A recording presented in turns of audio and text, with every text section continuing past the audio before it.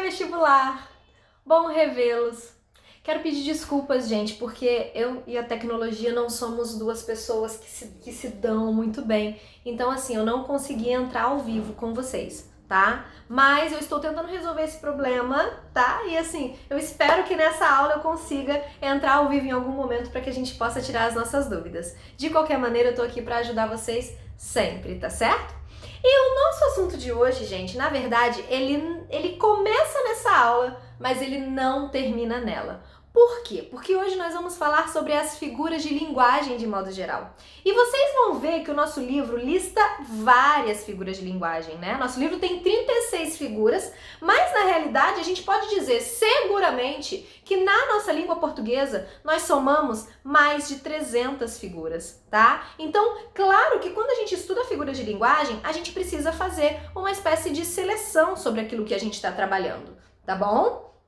Em função disso, gente, para a aula de hoje, eu vou selecionar algumas figuras e outras serão trabalhadas em aulas seguintes, tudo bem? Não fiquem preocupados porque a gente vai ver tudo e a gente vai realizar exercício também, certo? Atenção, com o livro aberto na mão e caneta e papel, ok? Para vestibular, para a gente poder prosseguir. Só que antes da gente começar essas figuras de linguagem, eu quero mostrar para vocês um negócio que fazia um sucesso quando eu fazia faculdade lá no Rio, né? Não sei como é que tá isso hoje não, tá? Mas quando eu fazia faculdade lá no Rio, lá no UERJ, era um negócio que fazia um sucesso que vocês não imaginam. Um outdoor. Sim, um outdoor. Um outdoor da Hortifruti, que na realidade, né, a Hortifruti era um mercado, um hortifruti do Rio de Janeiro, que ficou extremamente famoso pela sua forma de fazer propaganda. Deixa eu mostrar uma coisa pra vocês. Isso aqui é um outdoor da Hortifruti. Dá uma olhada. Horta de elite. Se não for hortifruti, pede pra sair.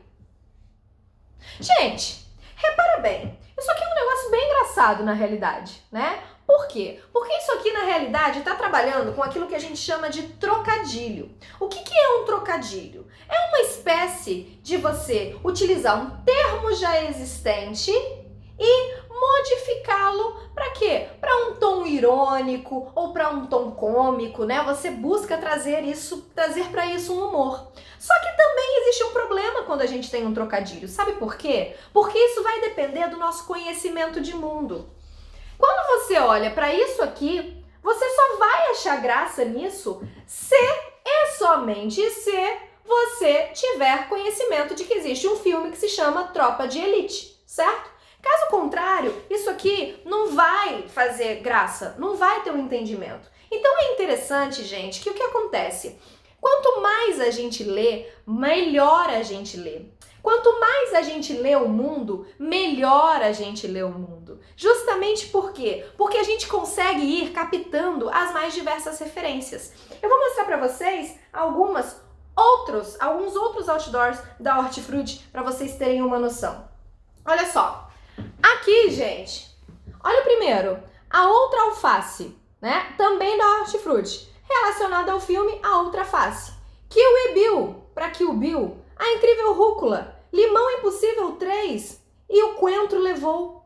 Tudo isso, gente, com duas procuras, na realidade, não é? A primeira, humorística, a segunda, chamar atenção. A gente pode dizer, então, claramente que aqui, nesses outdoors, o que a Hortifruti procurou fazer? Chamar a atenção do leitor, chamar a atenção, tornar atraente. É muito mais legal você ler um outdoor desse do que aquelas placas de cartolina que ficam na frente do mercado. Ah, sei lá, cebola, R$2 o quilo, né? Não sei, não faço ideia do preço da cebola, mas enfim, não é? Isso aqui que eu mostrei pra vocês é muito mais chamativo. E as figuras de linguagem, gente, elas estão diretamente relacionadas a isso. Como é que eu faço para eu elaborar a minha linguagem de maneira que a gente tenha uma maior expressividade? Como é que eu faço para elaborar a linguagem de maneira que o meu leitor, ele preste atenção no que eu estou falando? Ou que eu possa mostrar para ele a dramaticidade inteira que existe dentro daquele ponto. É sobre isso que a gente vai falar hoje, tá? E antes, eu também gostaria de mostrar para vocês uma outra coisinha. Tem um jornal aí que é muito famoso pelas suas manchetes. Fátima abandona Bonner e vai vai fazer programa. O que é isso? Duplo sentido, certo? Por quê? Mais uma vez, conhecimento de mundo. Você tinha que saber que a Fátima Bernardes era casada com William Bonner para você poder entender esse abandonar, mas você também tem que saber que ela era apresentadora de jornal junto dele, não é? Então, assim, esse abandona, ele tem um duplo sentido e vai fazer programa. Gente, essa palavra programa, ela é uma palavra que tem bastante duplo sentido, né? Porque, assim, a gente sabe, se a gente tem um determinado conhecimento de mundo, a gente sabe que a Fátima Bernardes, ela é apresentadora de programa de TV e ganhou um programa que pertence só a ela. Só que esse vai fazer programa também pode se referir a um outro significado, né? E logo abaixo ele explica, ó, a apresentadora mais amada do Brasil deixa a bancada do Jornal Nacional para comandar um novo programa na Globo. E aí ele vem e finalmente explica. Então, gente, por que esse jornal, especificamente, ele fez isso naquela época? Justamente porque havia, por parte dele, uma real tentativa de ter uma maior expressividade. O que ele queria, na realidade, era um contato real com o leitor, né? Ele queria, na realidade, chamar a atenção desse leitor. Ele queria ser expressivo. Ele queria que, quando nós passássemos pela banca, os nossos olhos fossem direto para ele. E as figuras de linguagem, meus queridos, elas têm absolutamente tudo a ver com isso, tá? Elas têm tudo a ver com isso justamente por quê? Porque as figuras de linguagem, elas têm tudo a ver com a expressividade. E, portanto, elas também têm a ver com a função da linguagem poética, que a gente ainda não viu essas funções da linguagem, mas a gente ainda vai ver no momento certo, tá? Mas, basicamente, elas elaboram a linguagem de modo que o nosso leitor, ele tenha, digamos assim, um olhar diferente para aquilo que a gente está querendo expressar, tá? O nosso livro, gente, na página 28... e aí é importante que vocês vão acompanhando e vão fazendo anotações, ele divide essas figuras de linguagem. Na realidade, a gente pode dizer que existem 4 tipos de figuras de linguagem, tá? A primeira delas é a figura de palavras. As figuras de palavras, gente, elas têm tudo a ver com a semântica. É quando você modifica o significado de uma palavra. Você usa uma palavra, na verdade, querendo dizer outra, tá? A segunda figura sobre a qual o nosso livro fala são as figuras de sintaxe. Essas figuras de sintaxe, presta atenção, é sintaxe, não sintaxe, nem sintaxe, ok? As figuras de sintaxe, elas vão buscar fazer o que, basicamente? Elas modificam a estrutura da frase. Elas começam a brincar com a estrutura da frase. Vamos mudar o sujeito de lugar, vamos mudar o predicado de lugar, vamos trabalhar esse verbo, enfim, e por aí vai. Depois, o nosso livro, também na página 28, ele fala sobre as figuras de pensamento. O que tem a ver a figura de pensamento? A figura de pensamento, gente, ela tem a ver com a associação de pensamento. Você diz uma coisa e você imediatamente associa a outra que está diretamente relacionada a ela. Isso é uma figura de pensamento.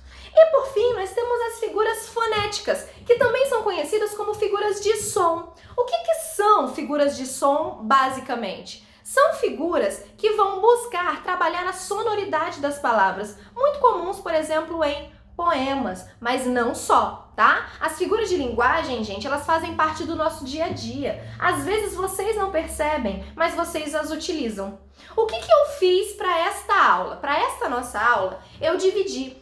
Eu vou pegar as figuras de linguagem que são mais importantes, as que mais caem. Mas isso não significa que nós não vamos falar das outras figuras, ok? Nós vamos falar destas especificamente hoje. E se não houver tempo, a gente continua nas próximas aulas, não tem problema, tá? Bom, outra coisa que também é muito importante, gente, eu dizer pra vocês, é o seguinte. Não é tão importante assim, tá? Que vocês saibam quais são as figuras de palavra, quais são as figuras sintáticas, quais são as de pensamento ou quais são as de som, tá? O importante mesmo é que você conheça a figura. E o grande problema está em a gente reconhecer, né, o nome dessa figura, o que essa figura na realidade ela significa. E eu vou seguindo com vocês pela ordem do livro, tudo bem? Claro que hoje eu estarei ressaltando, tá? Hoje eu vou ressaltar as figuras que mais caem, mas se não houver tempo, a gente continua na próxima aula, eu vou sempre apontando isso para vocês. E aí a gente começa com a mãe de todas as figuras, né, gente? A metáfora. Olha, para vocês terem uma ideia, a metáfora ela é tão importante, ela é tão significativa, que existem alguns autores, claro que esses são os mais radicais de todos, que dizem assim, olha, esquece essa história de que existem 300 figuras de linguagem, tá? Esquece isso. Tudo é metáfora. Enfim, nós não vamos arriscar, né? E nós vamos entender mais claramente o que é uma metáfora. Amores, toda metáfora é uma comparação, tá? Só que é uma comparação implícita. É uma comparação implícita, ou seja, é uma comparação sem o conectivo de comparação. Se eu digo para vocês assim, ai gente, a Mariazinha, ela é uma florzinha. Olha o que eu tô dizendo. Eu tô dizendo que eu peguei a Mariazinha, eu plantei lá no meu quintal e ela tá crescendo pétalas, é isso? Não. Eu tô dizendo, na realidade, que a Mariazinha, ela é como uma florzinha. Ela é tal qual uma florzinha. Só que esse como, esse tal qual, não estão presentes na minha frase. Por isso é implícito. Eu tô dizendo que a Mariazinha e a florzinha, elas têm o quê? Características que se parecem. Pode ser a beleza, pode ser a meiguice, a delicadeza, enfim, tá? Um Fernando Pessoa, certa vez, falou assim, meu coração é um balde derramado. O que ele quis dizer com isso? Meu coração é um balde derramado. Ele está comparando implicitamente que o coração dele extrapola as emoções, que ele não consegue se conter, não é? Que o coração dele é um coração extravasado, cheio de emoções. Comparação implícita.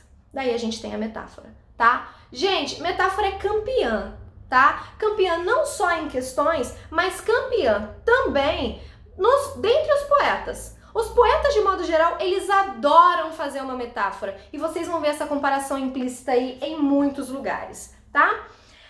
Eu vou falar de um outro assunto, gente, que não está vindo depois da metáfora, mas eu preciso falar que é uma figura de linguagem que vocês vão anotar aí, que é a comparação, tá? A comparação, ela é o seguinte, ela também é uma comparação, assim como a metáfora, só que ela é uma comparação explícita, É uma comparação que tem o conectivo. Ao invés de o Fernando Pessoa dizer, por exemplo, meu coração é um balde derramado, ele poderia ter dito, meu coração é como um balde derramado. Meu coração é tal qual um balde derramado. Então, nesse caso, a gente já não teria mais uma comparação implícita, mas sim explícita.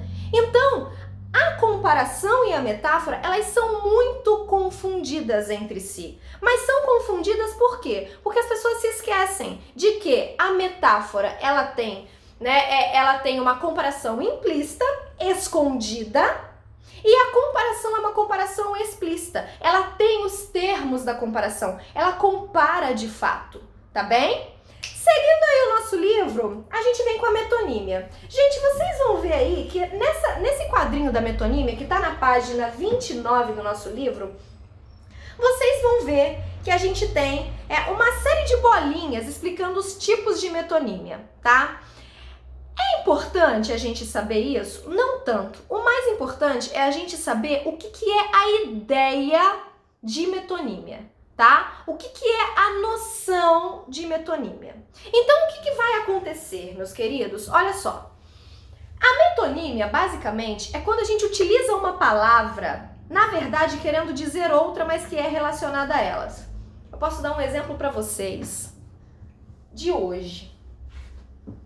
Eu chego e falo assim, gente, eu li Machado de Assis. Aí, o que vocês vão imaginar? Vocês imaginam, né? Eu abrindo meu guarda-roupa, de lá de dentro sai Machado de Assis todo escrito, e eu li o Machado de Assis. Vocês vão pensar isso, gente? Não. Certo? Vocês vão pensar o seguinte, Se eu li Machado de Assis, espera aí, eu preciso pensar. Machado de Assis, Conhecimento de Mundo, escritor. Ah, você leu o livro do Machado de Assis. Você leu a obra do Machado de Assis. Você não leu o Machado de Assis. Tem até uma tirinha do Chico Bento, né, que fala sobre as cabeças de gado.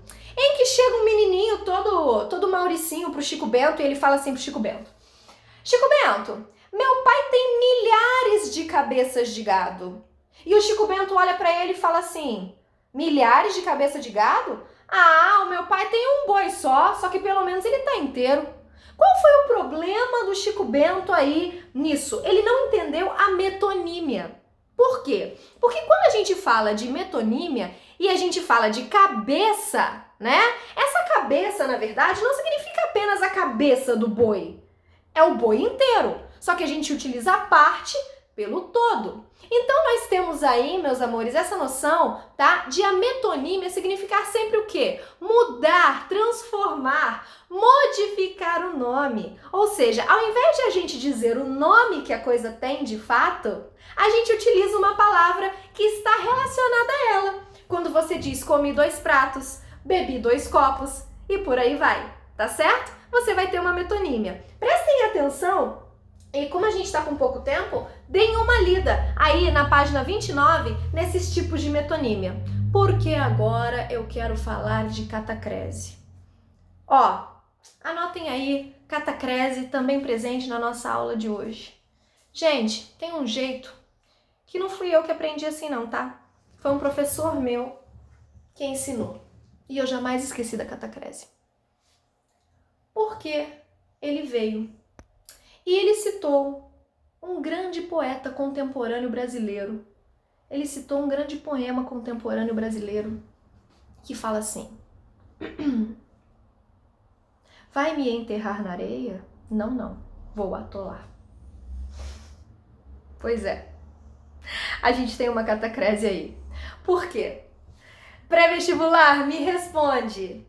Existe por acaso enterrar na areia? Pensa bem, enterrar deveria ser onde? Na terra e não na areia.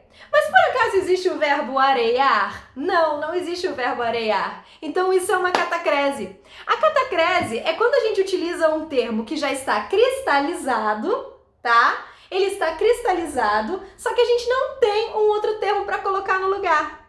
Quando a gente fala, por exemplo, embarcar no trem. Meu filho, embarcar é no barco, não é no trem. Tá certo?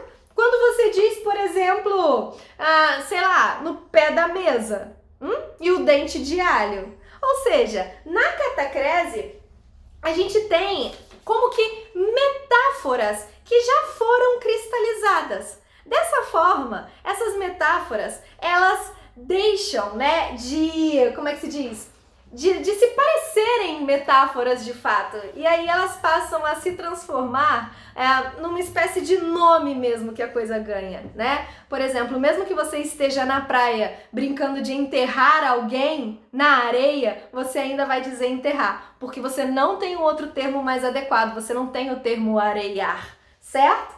Gente, eu vou prosseguir falando agora sobre a anáfora. Aqui a gente já está na página 30, tá? Lembrando que não se apavorem, nós vamos falar sobre todas as figuras, então relaxa, tá? Eu só estou mostrando para vocês algumas que são as mais importantes. Olha só, anáfora. Gente, a anáfora, cuidado, tá? Porque ela é a repetição de um termo no início de uma frase. Tem uma música que é até bonitinha, mas que tem um problema aí de língua portuguesa terrível. Mas a música fala assim, ó: tu é trevo de 4 folhas, é manhã de domingo à toa, é conversa rara e boa, é pedaço de sonho que faz meu querer acordar. Isso é uma anáfora, porque vai existindo uma repetição. Olha o que o nosso livro coloca, ó, lá na página 30. Ele diz assim: depois o areal extenso, depois o oceano de pó, depois no horizonte imenso, desertos só. Então, a gente está diante de uma anáfora justamente porque a gente tem a mesma palavra buscando iniciar cada um dos versos. certo? Ainda aí, nessa página, a gente tem o pleonasmo. Cuidado, porque a gente tem que diferenciar o pleonasmo. Existem, gente, na realidade, dois tipos de pleonasmo, tá? Existe o pleonasmo que é intencional e existe o pleonasmo que é vicioso. O que é o pleonasmo vicioso? É aquele que a gente faz sem perceber. É aquele que a gente faz sem intenção. Quando eu digo assim, ai meu Deus, cadê a gata? Subiu lá pra cima. Se é subir, já é lá pra cima. Ah, entrou lá pra dentro. Se entrou, já é pra dentro, certo? Então, esse pleonasmo, ele não é considerado uma figura de linguagem. Ele é considerado um vício de linguagem, porque ele é um erro. Agora, quando eu digo pra vocês assim, a chuva choveu com dor e pranto, isso também é um pleonasmo. Só que esse pleonasmo é uma figura de linguagem. Porque, veja, óbvio que se o que choveu foi a chuva, né? Mas esse a chuva choveu, ela é uma repetição enfática. É uma repetição artística.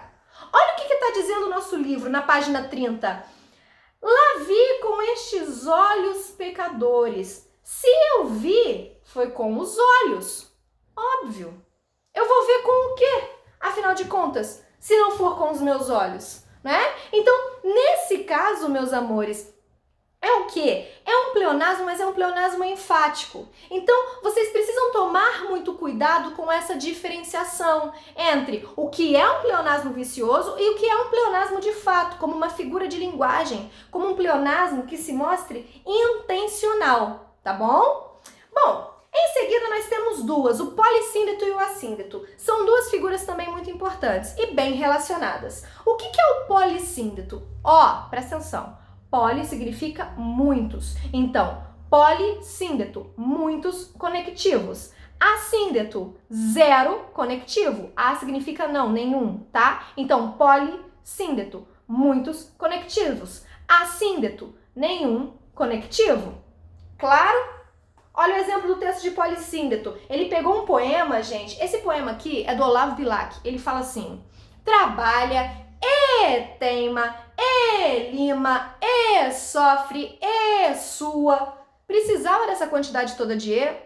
Claro que não. Ah, então o Olavo Bilac não sabe escrever? Claro que sabe. Foi proposital. E se você vir o exemplo de assíndeto, ele tira todos os conectivos. Trabalha, teima, lima, sofre, sua. Fechou ali, tá? Em seguida, meus amores, também nessa página, a gente tem a elipse. Pensa, tá? Vou dar um exemplo bobo, mas que ajuda pra caramba na hora da gente entender o que é uma elipse. Elipse, lembra que palavra? Eclipse. Quando um eclipse acontece, vamos parar pra pensar. É porque a sombra da Terra está se projetando na Lua e a Lua parou de aparecer. Agora, o fato de a Lua parar de aparecer significa que a Lua não está lá? Não. A gente só não está vendo. Sabe que isso pode acontecer com palavras? Um eclipse de palavras ou uma elipse? Pois é. Quando eu digo para você assim, na estante, livros. O que você entende isso? Na estante, há livros, tem livros, existem livros. Então, quando eu digo para vocês, na estante, livros, na verdade, vocês estão entendendo perfeitamente que existe uma palavra escondida aí e essa palavra é facilmente reconhecida. Isso é uma elipse, tá? E a gente não pode confundir a elipse com o zeugma. Gente, é o zeugma, tá? Não a zeugma. Palavras terminadas em ma geralmente são de origem grega e são masculinas. O problema, o telefonema e por aí vai, tá? Então a gente tem o zeugma. O zeugma é muito parecido com a elipse, mas muito. E é aí que vocês têm que tomar bastante cuidado, tá? Por quê, meus amores? Porque o zeugma, ele é como se fosse assim, entre aspas, uma espécie de elipse, tá? Por que ele é uma espécie de elipse? Porque ele omite um termo que foi anteriormente citado. Se eu digo para vocês assim, na estante há livros e cadernos. A gente tem um zeugma, porque na realidade a gente teria o seguinte, na estante livros e a cadernos. Mas eu omiti o segundo A. O zeugma, ele é sempre isso. Ele é a omissão de um segundo termo que já foi dito anteriormente. Então, isso é muito importante, que a gente possa entender e que a gente possa diferenciar principalmente, tá? A elipse e o zeugma. Tudo bem até agora? Porque nós vamos passar para a página 31 e nós vamos falar sobre a ironia. O que é ironia, gente? A gente pensa assim, a pessoa está sendo irônica, né? Ela está querendo fazer graça. A ironia não tem necessariamente a ver com humor, tá? Muitas vezes ela vai aparecer com humor, sim, mas isso não é obrigatório, tá? A ironia, ela não é obrigatoriamente cheia de humor. A ironia, ela consiste em dizer o contrário daquilo que a gente pensa, tudo bem? Todo mundo já passou por uma situação dessas, por exemplo. Você tá no almoço de domingo com a família. Aí alguém vai lá e pum, derruba a garrafa de Coca-Cola. Faz aquela sujeira na mesa toda. Sempre tem um pra falar assim: parabéns, bom trabalho, arrasou. Não, você não fez um bom trabalho. Aquilo não merece parabéns. Mas essa pessoa tá sendo o quê? Irônica. Olha, vou contar uma história pra vocês também. Aconteceu isso comigo em sala de aula, tá? Foi uma tirada que eu tive na minha vida, mas eu prefiro acreditar que foi irônico. Eu tava dando aula, eu tava ensinando ironia, eu falei assim, por exemplo, gente, eu posso dizer pra vocês assim, vocês são excelentes alunos. Aí veio um aluno lá no meio deles, levantou a mão. E você é uma ótima professora. E riu pra mim. Ou seja, nós tínhamos uma relação muito legal, né? Eu e aquela turma, então a gente sabia que a gente estava brincando na realidade, porque eles eram excelentes alunos de fato, né? Mas nós estávamos brincando de ser irônicos. Quando eu disse, vocês são excelentes alunos, né? Não que eles não fossem, porque eles eram, mas eu estava querendo dizer o contrário disso, eu estava brincando com eles, né? Ou quando você vê aquele bebê que acabou de nascer, cara de joelho inchado, você fala, nossa, que lindo, né? Não, ele não tá lindo, ele tá inchado, vermelho, ele não tá lindo e maravilhoso, né? Então, isso é ironia. E pra gente encerrar, porque eu quero fazer exercício com vocês, nós temos a onomatopeia, figura de linguagem, tá? O que é a figura de linguagem onomatopeia? É quando nós criamos sons escritos. É basicamente quando a gente quer escrever um som, tá? Au, au, miau, ding-dong, trim do telefone e por aí vai. A questão é que a onomatopeia, ela forma o que a gente chama de palavras onomatopeicas, tá? E o que é que são palavras onomatopeicas? São palavras que nascem de onomatopeias. Por exemplo, miar vem de miau, ronronar vem de ronron e por aí vai. O importante é não confundir a onomatopeia, que é a figura de linguagem, com a interjeição, que é uma classe gramatical, tá? Isso é muito importante. Então, gente, agora, a gente vai fazer alguns exercíciozinhos, lembrando que não consegui falar de todas as figuras de linguagem que são as mais importantes, tá bem? Não vai dar tempo de falar das mais importantes, não tem problema, porque a gente vai retornar na próxima aula. Mas vamos lá, meus amores, olha só, na página 32 nós temos o exercício 1 e na página 33 nós temos o exercício 2. Você vai fazer o seguinte... Aí, nos exercícios de fixação, você vai pausar esse vídeo agora, fazer o exercício 1 da página 32 e fazer o exercício 2 na página 33, ambos de fixação. A gente volta para corrigir. Assim que você terminar, você dá play de novo nesse vídeo para que a gente possa voltar para corrigir. Combinado? Fechou? Então, tô aqui esperando, hein? Vamos lá. Texto para a questão 1. O negócio. Grande sorriso do canino de ouro, o velho Abílio, propõe às donas que se abasteçam de pão e banana. Como é o negócio? De cada 3 dá certo com uma. Ela sorri, não responde, ou é uma promessa, a recusa. Deus me livre, não, hoje não. Abílio interpelou a velha. Como é o negócio? Ela concordou. E, o que foi melhor, a filha também aceitou o trato. Com a dona Julietinha foi assim, ele se chegou. Como é o negócio? Ela sorriu, olhinho baixo, Abílio espreitou o cometa a partir. Manhã cedinho saltou a cerca, sinal combinado, 2 batidas na porta da cozinha. A dona saiu para o quintal cuidadosa de não acordar os filhos. Ele trazia a capa da viagem, estendida na grande orvalhada. O vizinho espionou os dois, aprendeu o sinal, decidiu imitar a proeza. No crepúsculo, pum-pum, duas pancadas fortes na porta. O marido em viagem, mas não era de dia do abilho. Desconfiada, a moça chegou à janela e o vizinho repetiu: como é o negócio? Diante da recusa, ele ameaçou: então você quer o velho e não quer o moço? Olhe que eu conto. Bom, quanto à abordagem do tema e aos recursos expressivos, essa crônica tem um caráter irônico, né? Pois apresenta com malícia a convivência entre os vizinhos. Então a gente está vendo aí uma ironia, a presença da ironia. Já na número 2, da página 33, a gente tem algumas onomatopeias. Presta atenção que a própria questão ela já está falando de onomatopeia, né? Ela fala assim: as onomatopeias da seguinte tira referem-se respectivamente a... Então a gente tem: apedreja essa mão que te afaga, escarra nessa boca que te beija. Aliás, gente, se vocês nunca viram esse poema, ele é maravilhoso, tá? É um poema do Augusto dos Anjos. Que poema fenomenal! Procurem, joguem isso aqui no Google que vocês vão ver. A gente vai estudar Augusto dos Anjos, mas isso aqui é incrível. E aí a gente tem, né, essas três imagenzinhas e depois é poesia ignorante, né? Então, a pessoa que o estava ouvindo ler, o que ele fez? Obedeceu, né?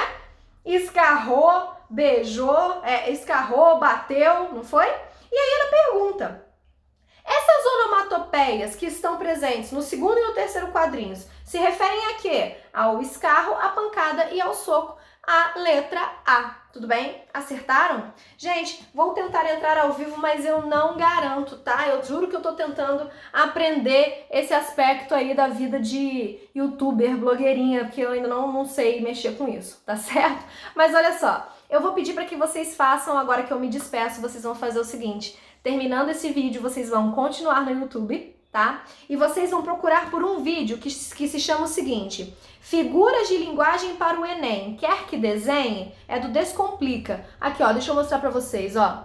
Tá vendo? Figuras de linguagem para o Enem. Quer que desenhe? Ela é do Descomplica. Esse vídeo não está falando sobre todas as figuras que eu falei hoje. Como eu disse, a gente ainda vai falar de outras, mas ele é bem legal pra vocês darem uma revisadinha, tá bom? Beijo! Até semana que vem. Tchau, tchau. Obrigada pela atenção.